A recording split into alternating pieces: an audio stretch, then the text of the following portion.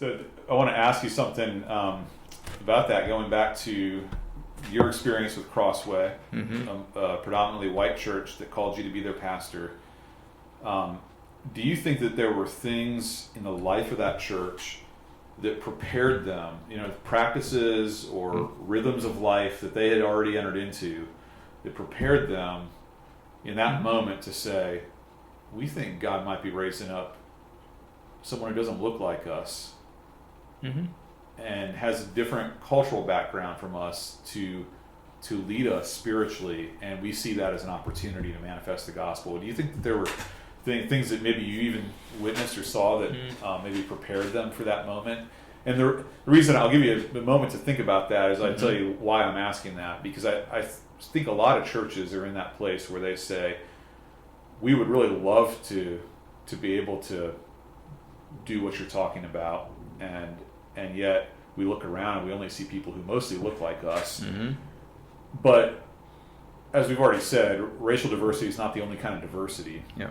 And so what I'm thinking about is, are there ways for churches to even begin to prepare themselves to live in a way that says, I'm going to reach across those lines wherever they exist, even if I don't.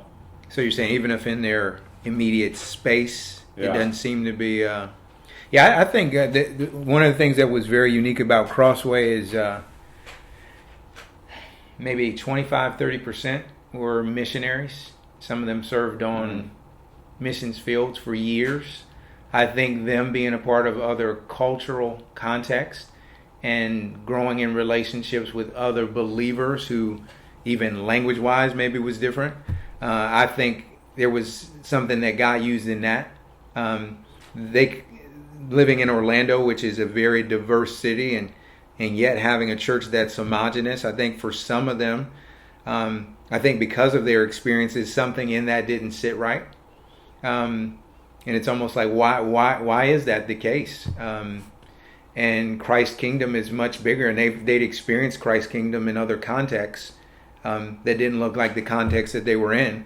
And now they're around multitudes of people that are vastly different, and yet there's this thing, so I think some of that prepared them, that, and also I think for the church, I wasn't, there were relationships I had with people in the church, and I think they knew me. Yeah. So I think even what we're talking to goes back to it. I think if it would have just been them choosing some black guy they didn't know, I don't know if that would have happened. But I've done ministry with some of them.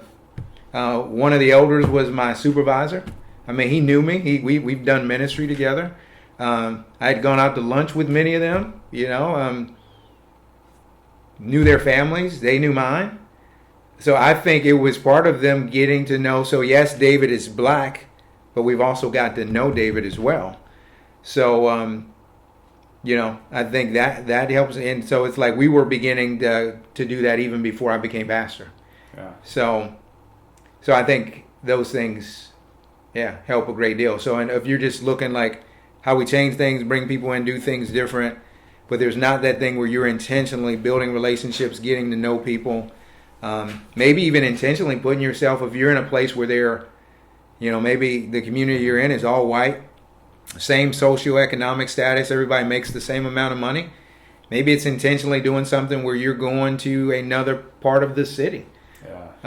Where you're going to serve, and you're going to, and not just coming in with your agenda, but you're coming in to really get to know them. Like if you're going to go serve, don't just say, we're going to come in and paint houses and we're serving. And you haven't even asked them what the real needs they have. But come in and get to know what are the needs here.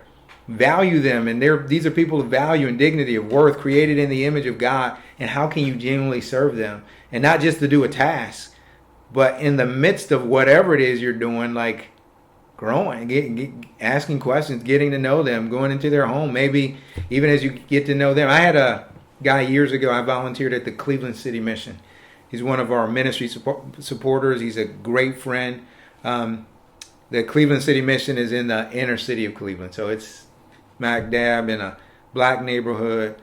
This guy lived in a affluent, suburban, white community. Man, he would come out week after week, year after year. These kids loved him. I mean, it was like at first they're coming and there's this thing like, why are you showing up? What are you doing here?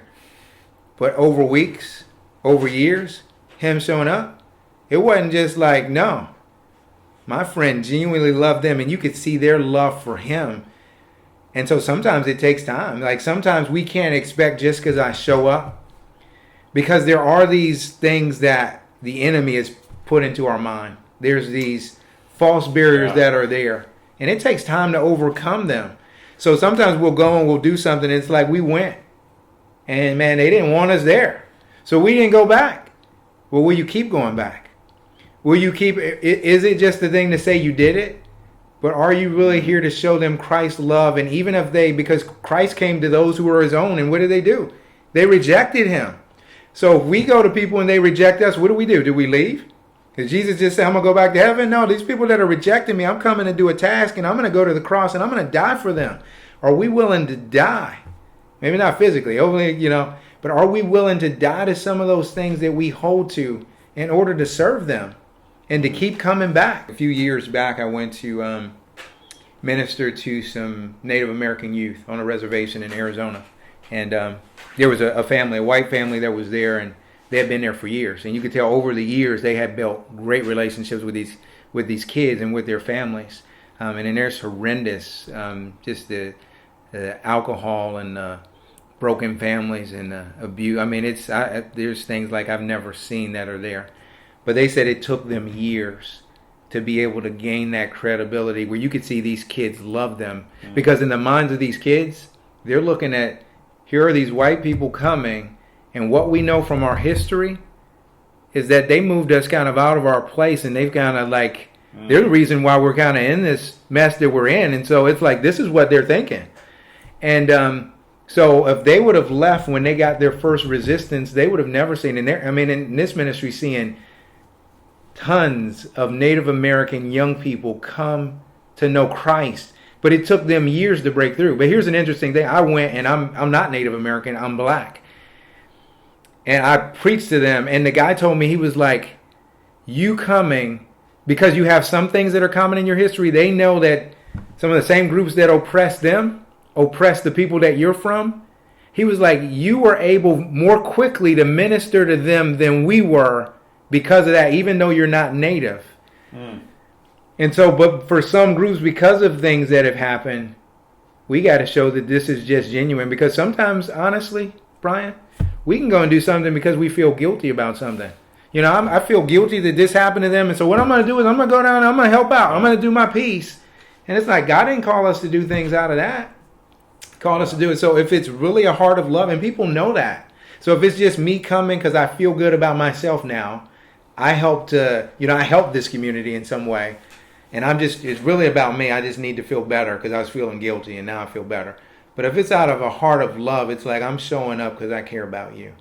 And I know there may be some hard things that you look at me and it's hard for you to see me in your neighborhood right now.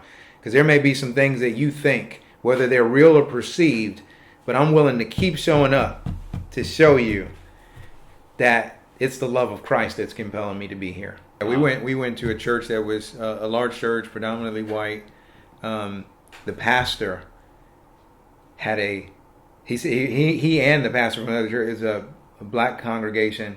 They were best friends. I mean, so for every Thanksgiving, Good Friday, we come together. But it wasn't just coming together to say we came together on Thanksgiving and Good Friday. Like they would stand up, like their relation, and you could tell, like so. Yeah, I think that has to be the underlying thing, and then as we bring other things into it, it allows the gospel to permeate it, because it's not just we're doing this for a show or we're trying to fabricate what the scripture says that we should be about. It's an authentic work that God is doing in our hearts by His Spirit, and we're going to take these steps, and we'll see what God does from this.